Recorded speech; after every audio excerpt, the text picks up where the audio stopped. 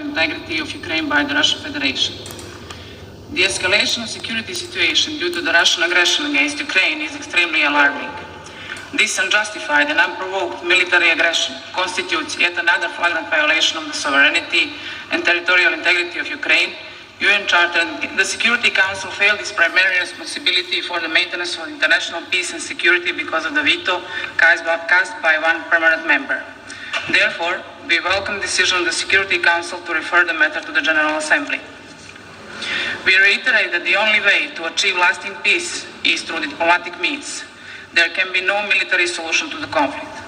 Peaceful settlement of disputes and refraining from the threat or use of force are fundamental principles of international law in line with the UN Charter and the Helsinki Final Act. To this end, Russia must take concrete steps and abide by its international commitments.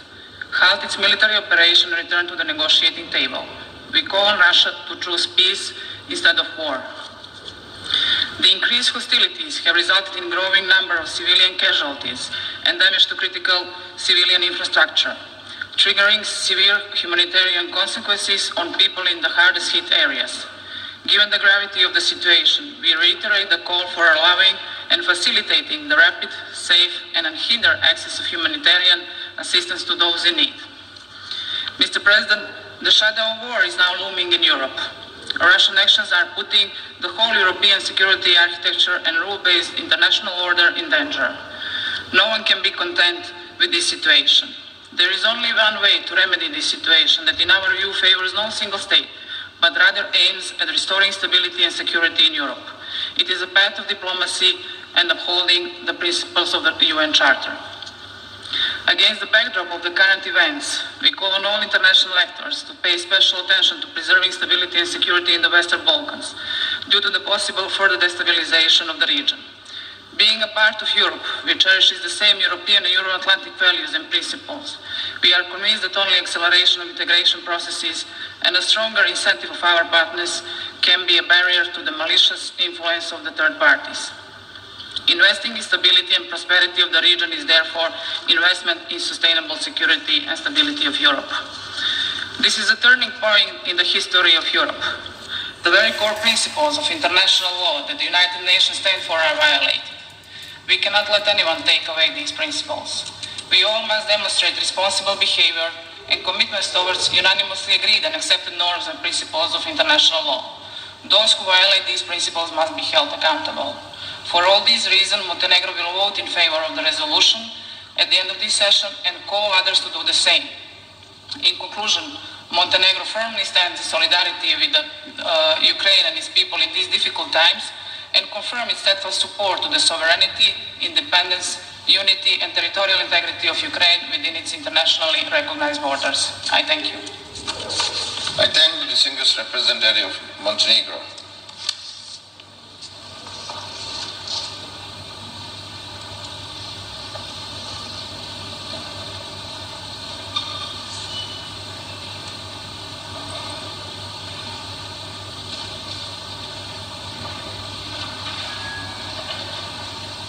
I now give the floor to the distinguished representative, San Marino.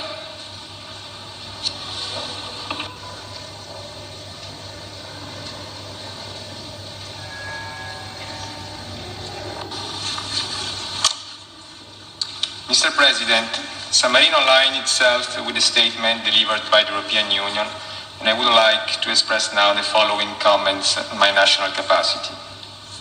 The Republic of San Marino is following the events in Ukraine with the utmost concern. The number of casualties of the wounded and displaced people, including children, is dramatically increasing. People are living in constant danger, fear, and insecurity. Day and night, men, women, and children are fleeing their homes with nothing but hope. History teaches us that war is not the answer. War is just destruction, and as such, has always been and always will be deplored by the Republic of San Marino. We call on the parties to immediately stop this war, which is jeopardizing international peace and security on a global scale. We need to live up to the principles of the United Nations Charter. San Marino strongly condemns the use of war and violence and promotes any multilateral and bilateral diplomatic initiative inspired by the principles of the promotion of dialogue and peace, the defense of human rights and international law. We reiterate our support for the sovereignty, territorial integrity, unity and independence of Ukraine within its internationally recognized borders. We call on the parties to return to dialogue and to work for a negotiated solution. Today, we have at our disposal a range of international mechanisms and organizations to stimulate dialogue, promote negotiations and resolve conflict. A number of states have adopted restrictive measures in response to the military aggression by the Russian Federation. To this day, the San Marino legal system provided that only the sanctions of the Security Council were adopted and implemented at the national level. In light of the dramatic situation in Ukraine, yesterday the government of San Marino initiated the legislative procedure to allow the adoption of other sanctions. In the coming days, Parliament and the competent national authorities will evaluate how to apply other such sanctions in our legal system. Mr. President, after long years of conflict, the Ukrainian population is now facing even more violence and suffering. The Republic of San Marino is very concerned for the conditions of civilians, which are in need of urgent humanitarian assistance. We deplore and condemn the acts of aggression against civilian infrastructures, the attacks and the use of explosive weapons on populated areas have no possible justification. We call on the parties involved in the conflict to strictly uphold international humanitarian law, human rights law, and to protect civilians and their essential services.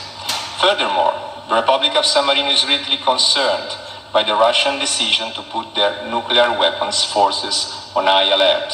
This is incredibly dangerous and inconceivable. Nothing can justify the use or threat of use of nuclear weapons. Mr. President, San Marino has co-sponsored and will vote in favor of the draft resolution which is now before the Assembly. The Republic of San Marino stands in solidarity with the people of Ukraine and joins the pressing call for peace coming from the streets of the entire world. Silence the weapons and return to dialogue and negotiations. Let peace prevail. Thank you. I thank the distinguished representative of San Marino.